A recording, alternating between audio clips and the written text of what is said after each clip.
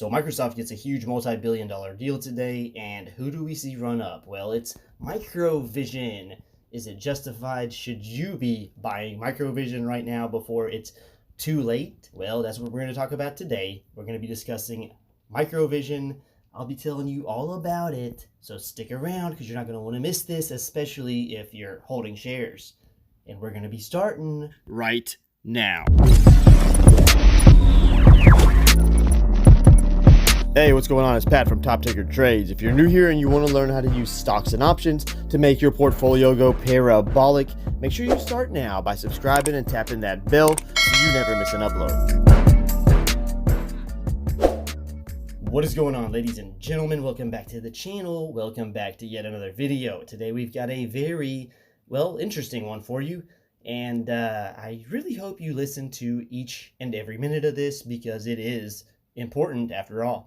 Now, before you start listening, make sure you smash that like button because it really helps out this channel. So the first thing we need to discuss is what is Microvision and what exactly do they do? Well, they're a company that is working to develop a LiDAR sensor that is pretty much to be used in automotive safety and autonomous driving applications. And their priority right now is automotive LiDAR, but they are also involved in developing solutions for augmented reality, interactive displays, and consumer LiDARs. So they're currently developing a first-gen LiDAR sensor that they're calling long-range LiDAR, or LRL, which is for OEM and Tier 1 automotive suppliers and to be incorporated into automotive active collision avoidance systems and autonomous driving vehicles. But they're going to also be targeting tech companies with this, and their plan is to sell this to tech companies that are focused on MAAS, which you guys probably already know is mobility as a service. And their focus with this is on MAAS customers because MAAS customers are the major users of automotive LiDAR. MVIS has also developed micro display concepts and designs that could potentially be used in head-mounted augmented reality headsets, or AR headsets for short. And they've developed a 1440i MEMS model that can support AR headsets. And then they've also developed a display solution targeted at the smart speakers market, and they call this an interactive display model. This is probably the coolest invention that they've come up with, at least it is in my opinion. It's designed to project onto a countertop, tabletop, or even a wall, and the projection itself comes out of the smart speaker. So we have this projected image, and you can literally interact with this projected image as if it were a touch screen. So it really sounds like some futuristic shit, doesn't it? Anyhow, we have one more item to cover here, and it's a small LiDAR sensor, and MVIS refers to this as consumer LiDAR, and appropriately named because this product was developed to be used by your average consumer. This will be used in conjunction with smart home systems and enables the smart home system to understand exactly what's going on inside of the home so that the smart home system can respond appropriately. So we see that this company, it has some really cool shit. It's developed some really neat stuff here. I don't deny that. This shit is very futuristic, very cool, but here's what you need to understand. How much are you paying for the damn stock? How much is the stock worth with all of this shit that it's developing, or that it's developed and in the middle of developing? Who are their customers? How much of this shit are they buying? What is the value of the actual company? How much money is this company making? How much of this shit do they sell? That's what we need to be discussing. I'm not talking bad about the company itself. What I am saying is that you may be overpaying for the stock. So that's where you need to be careful. And we're about to take a deep dive inside of this company's, not only financials, but we're going to break some shit down and see how much is too much. So for as long as I can remember during my long and extensive history of trading this company, people have been talking about connecting the dots, and this news that's going to be coming very soon, it's right around the corner, you better get in. Pretty much the entire time I've traded this company, I've been hearing that shit. I'm sick of hearing it. It's stupid, and it's just pure speculation. and it's pretty shitty speculation at best. So why not just listen to what the hell the company is saying and, you know, go from there? The company tells you exactly what the hell is going on in their 10K. Stop trying to look for shit to connect the dots with, because that's how you get screwed, at least in the short term. So here's the thing. Read this that's on your screen right now, or I'll read it to you. It says, for the past few years, our strategy has been to sell AR displays or components, interactive displays or consumer LiDARs to original equipment manufacturers and original design manufacturers for incorporation into their products. However, while we do have a well-known customer for one of these products, which generates royalty income, the volume of sales and resulting royalties from that product are not, I repeat, are not significant. And we have been unable to secure additional customers to launch one of our products. So what the hell are they telling you there? Right now, the company's really not making any money, or at least not any significant revenue. They're not generating any significant revenue. So they're not making money. They're burning through their cash like there's no tomorrow. We're going to get into that in just a second. Again, not saying this is a bad company. What I am saying is that you're dealing with a lot of risk. So when you buy stocks of companies like this, you want to get that shit as cheap as possible. You want to get them while they're, you know, well, penny stocks, because they should be penny stocks. Because when they're not penny stocks, you're really, you know, pricing in all of the hype into the stock. This is one that's infamous for that. All of the damn, you know, price action that you're seeing, the price action that you see today, that's all based off of speculation, hype, and overall, you know, based on what people think that this company is going to do in the future. And anytime you jump in and buy a damn stock prior to the company telling you which direction it's actually going to go in, and by telling you, I mean that the company is either going to secure a deal like for real, not just speculation or rumors of a damn deal, or rumors of a buyout, or rumors of yeah, we're gonna get acquired by Microsoft, like we've seen this company do so many damn times. There was Microsoft, there was Apple, there's been Ford, hell, there's probably been like 10 other damn companies since I've been trading this damn stock. Don't listen to the hype, don't listen to the bullshit. If it's not on paper, then it's a rumor, and you're basically buying the rumor while everybody else is gonna be buying the rumor and selling the news. And that's even if the damn news comes. Who knows if that news is gonna come? So you're basically paying a premium. All of the shit that you're expecting to happen with this stock has already been priced in. And it's been priced in with just rumors. And it hasn't just been priced in today. Look, this company makes zero money and they burn through cash like crazy. There are so many risks involved here. I mean, hell, I can't even go over all of them. But this shit was already priced in long ago, even when this company was trading at, you know, $10, $12, even $5 damn dollars, okay? I've been around when people were expecting Microsoft to acquire this company. I've gotten into arguments with people telling them Microsoft will not acquire this damn company. What for? Why in the hell would Microsoft pay this valuation for this damn company? It's trading for how much right now? Like $18 in the after hours last time I looked at it. I mean, shit, what company in their right mind would pay this much for this company that's making no money? It's a liability. That's why they're nickel and diming Microvision, paying royalties. So why in the hell would they need to do any more than that? And let me explain something else to you guys, because every time I do videos on this specific company, people come in, they want to talk shit. They want to leave comments a year later telling me I was wrong. Was I? Or were you wrong? Do you even know that you are wrong? Are you the idiot paying an insane valuation for this damn company? Will it go up in the short term? Hey, it's very possible. We've seen everything and anything happen in this damn market. Okay, 2020, what happened? Well, we saw all of the penny stocks. We saw damn near every penny stock explode. We saw these damn stocks just go to the moon and then go above that. They hit Mars, Jupiter, Pluto, hell, I don't know. And I promise you I'm almost done with my little rant here, but here's what I want to leave you here before we move forward. So, is it possible to make money off of this company even buying at these prices?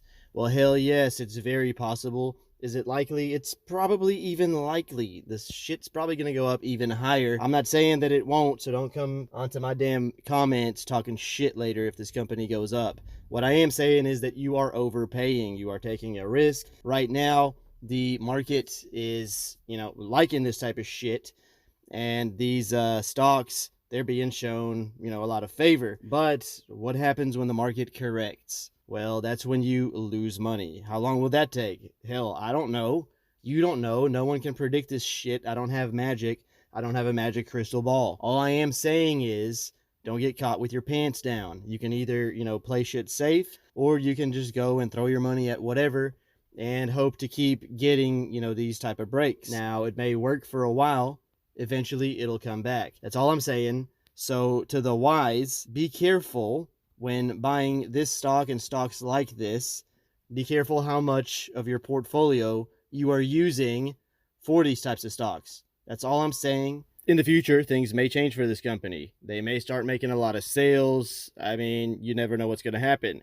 If that does happen, then, we've got a different situation here. But as of right now, as of today, that's not the case. And that's all I'm trying to point out. But as of now, the company is mainly creating demo products. And as we just read, they're unable to secure the customers that are necessary to pretty much allow them to launch any of their products. So what are they focusing on as a result of this? Well, strategic alternatives, okay? Which at this point is about all that they can do. And what exactly does this mean? Well, it could mean a sale, a merger of the company. It could also mean that they might sell part of the company or do a strategic minority investment, and they may get into some more licensing agreements. So I've said this in all of my videos in the past about Microvision, and some of them even a year ago, but I'll go ahead and say it again for this video.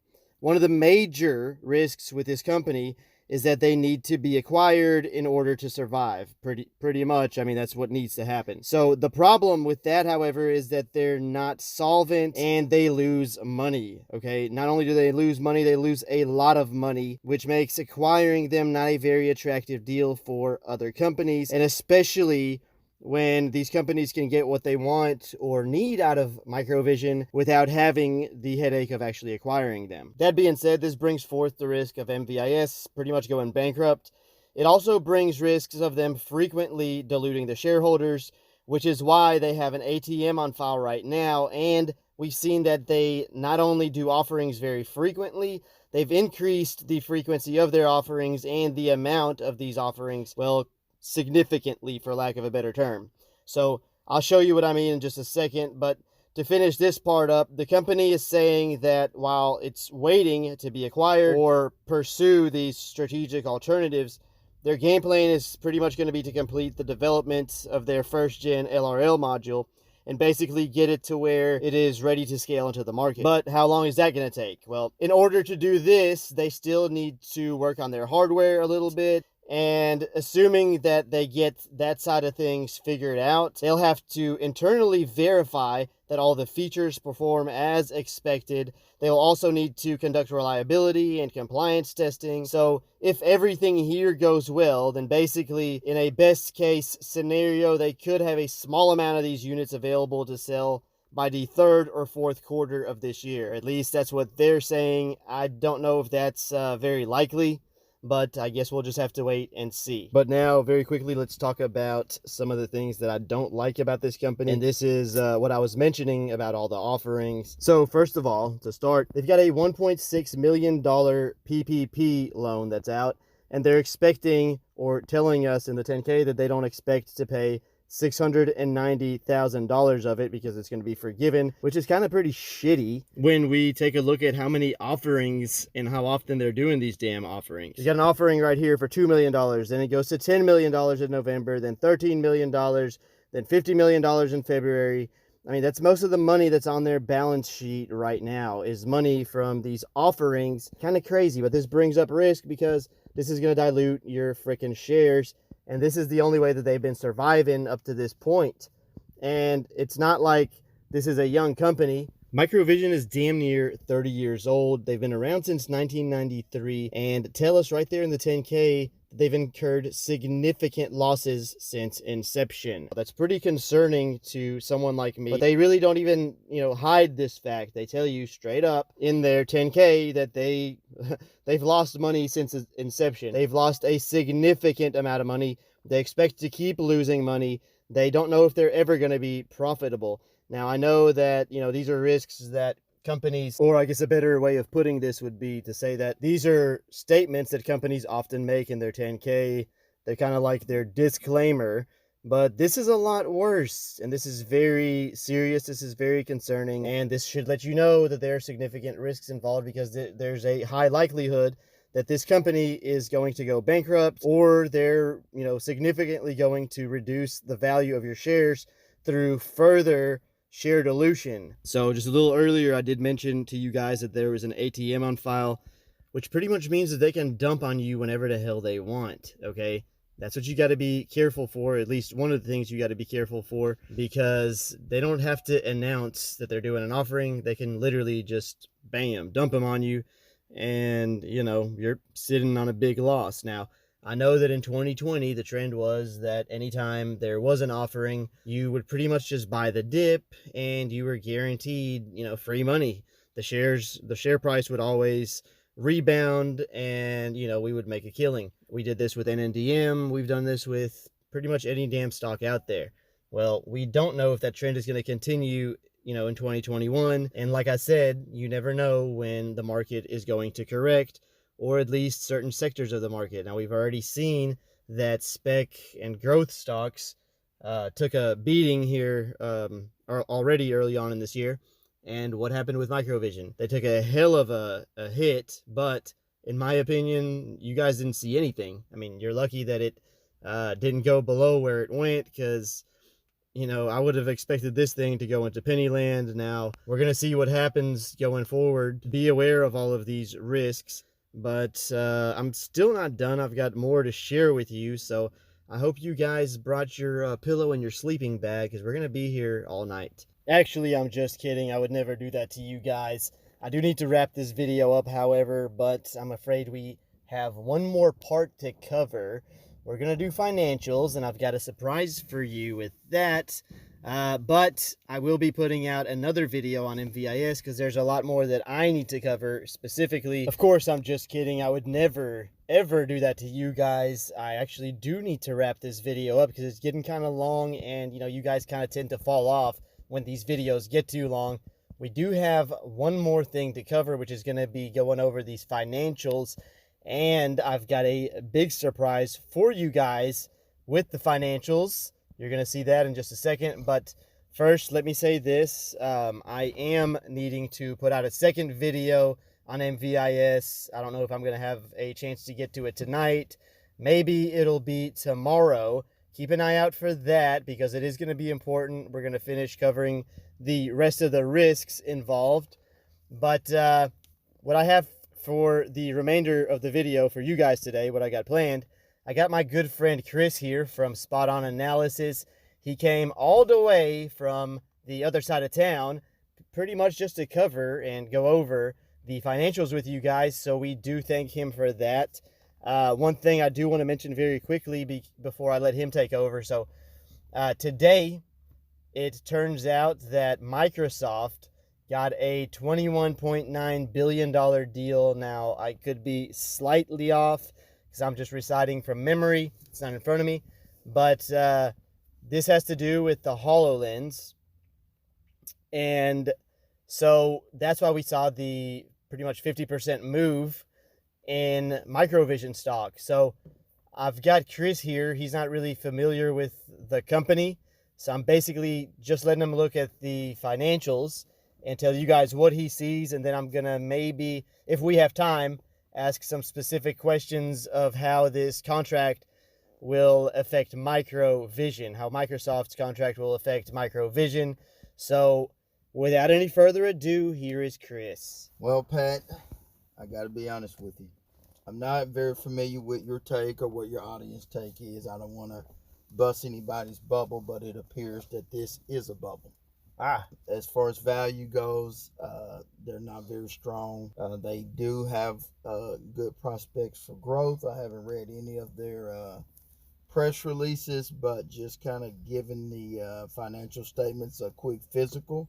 It is nothing here to justify this share price. I don't see any intrinsic value that's generated. It looks like they were doing well, but as of late, things are not looking good. They do have some momentum, but they very bad profitability, very bad value. They look overinflated. What that tells me, that is the definition of a bubble.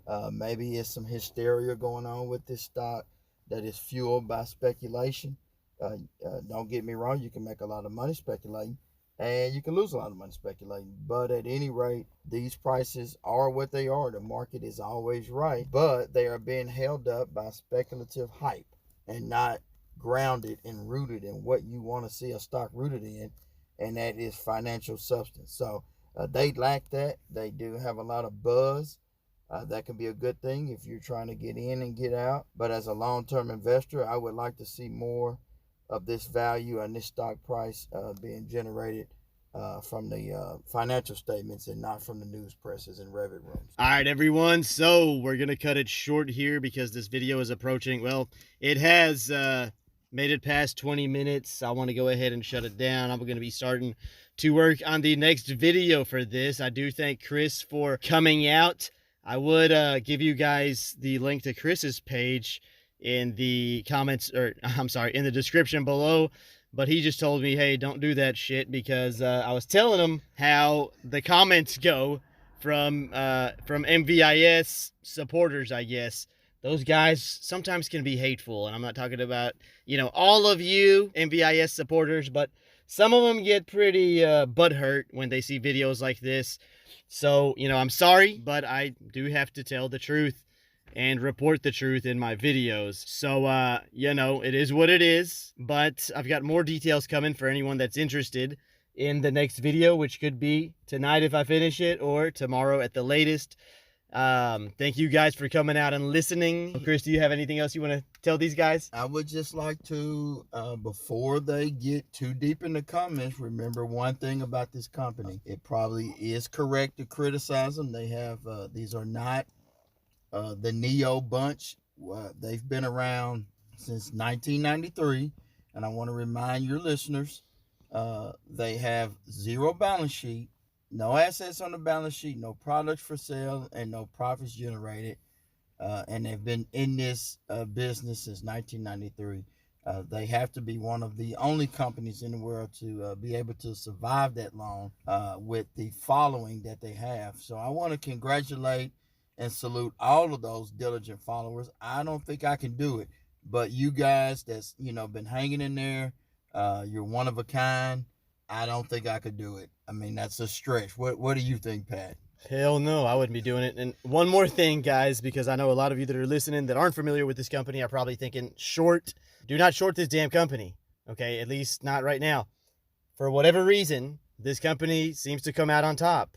And I mean, I'm pretty sure I know, you know, why, because of the support that this company gets. But don't short it. If you do, you know, be careful, because this company, the share price seems to, you know, always want to go up. But, you know, one day it'll probably correct unless something drastic happens. My advice to anyone would be don't short, because you're fighting against a very tough crowd. Now, the same guys I just maybe insulted a second ago, I'm going to give you guys a compliment and call you tough. So, you know. It's been held up by sky hooks. That's what we call it in my field. Sky hooks. So we got invisible hooks falling from the sky, holding this stock up. I read a little bit more into the financial statements while you were speaking. I still couldn't find anything to justify it. So good luck with that company, Pat. But it's been a lot of fun going over it and working with you every time I come down. It's always good to talk to the Ticker family. And I hope everyone is doing well. Hey, I sure do appreciate that. And I know the Ticker family appreciates that. So anyhow, guys, we're going to go ahead and close it down now. If you want to watch another one of my videos, stay tuned for the end screen. But until then, make sure you smash that like button because it greatly helps out the channel. And if you're not subscribed here yet, what are you waiting for? You're going to have access to videos just like this every single day. So smash that subscribe button and make sure to tap that bell so you never miss a video. While I have you here, I wanted to quickly tell you about the brand new First Trade app, available for mobile or PC. The platform will give you access to powerful and easy to use tools and allows you to trade with less restrictions, zero commissions, zero fees, and you can use the first link in the description below to download a free stock today without having to deposit any money. This will greatly help out the channel and is always appreciated. And now back to your regularly scheduled programming. Congrats, ladies and gentlemen, you've made it to the end of the video. If you like what you watched, make sure you subscribe because I put out videos just like this one every single day.